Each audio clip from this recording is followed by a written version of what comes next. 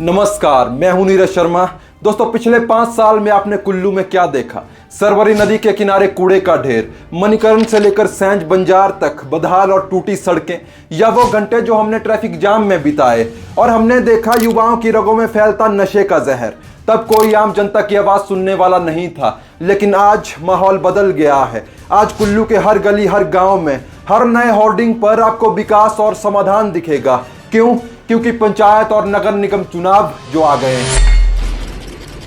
दोस्तों, हिमाचल में पंचायत चुनावों का बिगुल बज चुका है और एक बार फिर से वही तमाशा शुरू हो गया है। नेता आपके पास आएंगे और कहेंगे बस एक मौका और दे दो, आपकी और आपके गांव की किस्मत बदल देंगे। लेकिन हमारा सवाल सीधा है, पिछले 5 साल में क्या बदला? क्या आपके गांव की सड़क ठीक हुई?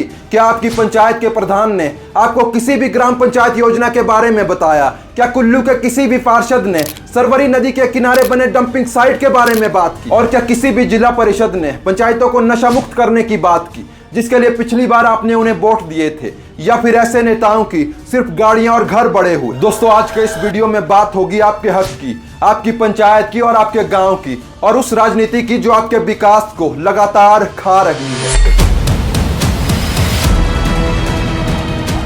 दोस्तों, भारतीय संविधान के 73वें संशोधन का मुख्य उद्देश्य पंचायती राज संस्थाओं को संवैधानिक दर्जा प्रदान करके डेमोक्रेटिक डिसेंट्रलाइजेशन को बढ़ावा देना था। मतलब गांव के लोग काम और व्यवहार को देखकर अपना उम्मीदवार चुनते थे। पंचायत इलेक्शंस किसी पार्टी सिंबल पर नहीं लड़े जाते थे ताकि गांव में गुटबाजी ना हो और आपसी भाईचारा बना रहे। लेकिन आज हकीकत क्या है? कहने को तो पंचायत चुनाव नॉन पार्टीजन है, लेकिन कहीं ना कहीं आज हर एक उम्मीदवार किसी न किसी राजनीतिक पार्टी का ठप्पा लगाकर घूम रहा है। आज पंचायत चुनावों में विधायक, पूर्व विधायक और एमपी जैसे बड़े नेता डायरेक्टली इन्वॉल्व हो रहे हैं, क्योंकि ये राजनेता जानते हैं कि अगर उनका समर्थक प्रधान या वार्ड पंच बनता है तो विधानसभा चुनावों में उनकी राह आसान हो जाएगी। यानी ये राजनीतिक पार्टियां अब ग्रासरूट से ही अपना कैडर तैयार कर रही हैं। लेकिन इसका नुकसान किसे हो रहा है? गांव के उन मुद्दों को जो कांग्रेस बीजेपी के इस शोर में दब जाते हैं। पार्टियों के इन्वॉल्वमेंट से गांव 2 गुटों में बढ़ जाता है। जो भाईचारा सदियों से था वो चुनाव की वजह से रंजिश में बदल जाता है। दोस्तों, पहले लोग उम्मीदवार की ईमानदारी को देखते थे,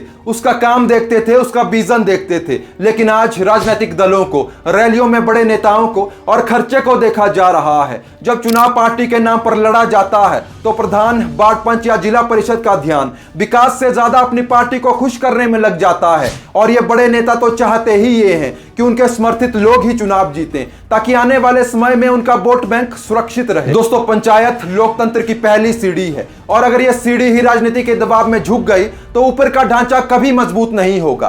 पंचायत चुनाव अब लाखों का खेल बन चुका है। रैलियों में बड़े नेताओं द्वारा शक्ति प्रदर्शन करना, जिला परिषद जैसे पद की टिकट पाने के लिए पार्टी को फंड्स देना, शराब और पैसे देकर किसी वोटर को खरीदना, आज पंचायत इलेक्शन का एक चलन बन चुका है। अब यहाँ सवाल ये उठता है, क्या ये एक हेल्दी डेमोक्रेसी की निशानी है? जब एक उम्मीदवार लाखों रुपए खर्च करके प्रधान, बीडीसी या जिला परिषद बनेगा तो वो सबसे पहले अपने पैसे वसूल नहीं करेगा, तो इससे गांव में विकास होगा या सिर्फ भ्रष्टाचार बढ़ेगा? यानी जब पंचायत चुनावों पर राजनीति हावी होती है तो गांव के विकास का एजेंडा पीछे छूट जाता है। दोस्तों, पंचायती राज का उद्देश्य था सत्ता का विकेंद्रीकरण या डिसेंट्रलाइजेशन, यानी गांव की सरकार गांव के लोगों के लिए। लेकिन जब गांव में राजनीति घुसती है तो विकास पीछे छूट जाता है और किसी पार्टी की विचारधारा आगे आ जाती है। नगर निगम और पंचायत चुनाव सीधे आपके जमीनी विकास से जुड़े हैं। यह देश का सबसे बड़ा लोकतंत्र है और इसकी चाबी आपके हाथ में है।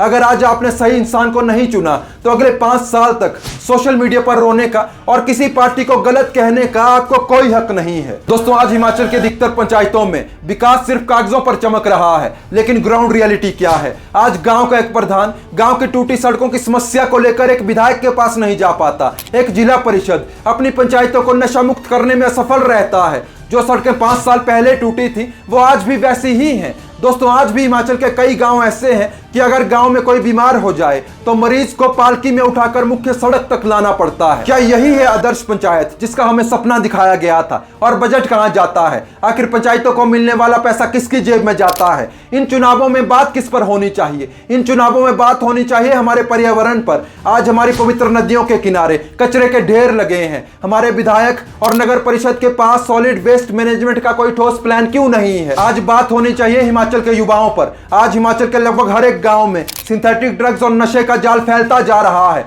क्यों नहीं पंचायत स्तर पर युवाओं के लिए खेल मैदान, लाइब्रेरी और रोजगार के अवसर प्रदान किए जाते। लेकिन इस सब के लिए जिम्मेदार सिर्फ व्यवस्था नहीं है, कहीं ना कहीं हम और आप भी हैं। चुनाव आते ही हम क्या देखते हैं कि कौन अपनी जाति का है, कौन अपने भाईचारे का है और किसके साथ हमारे व्यक्तिगत संबंध अच्छे हैं, और किसने चुनाव की एक रात पहले कितनी शराब बांटी और कितना लालच दिया। दोस्तों याद रखिए, जो उम्मीदवार आज चुनाव में अपनी दावेदारी पेश करने के लिए पार्टी को फंड्स देगा और चुनाव जीतने के लिए पैसा या शराब बांटेगा, वो अगले 5 साल तक सिर्फ अपना लगाया हुआ पैसा वसूल करेगा। दोस्तों अब वक्त आ चुका है ऐसे उम्मीदवारों को वोट डालने का जो सिर्फ अपना राजनीतिक शक्ति प्रदर्शन नहीं बल्कि गांव के असली मुद्दों पर काम करे, जो गांव में पानी, सड़क, स्कूल, हेल्थ, नशा और बेरोजगारी पर काम करे। अगर इस बार कोई उम्मीदवार आपके घर वोट मांगने आए तो उससे उसकी पार्टी नहीं बल्कि उसका विजन पूछिए, क्योंकि आपका एक वोट आपके गांव की तस्वीर बदल सकता है। इसलिए ऐसे उम्मीदवार को वोट डालें जो पैसों के लालच से ज्यादा आपके गांव के विकास के बारे में सोचे। दोस्तों अगर वीडियो पसंद आया हो तो इस वीडियो को ज्यादा से ज्यादा शेयर कीजिए, क्योंकि हिमाचल के वोटर्स को जागरूक करने में मदद कर सकता है। आज के लिए बस इतना ही, मिलते हैं नेक्स्ट वीडियो में। बहुत बहुत धन्यवाद।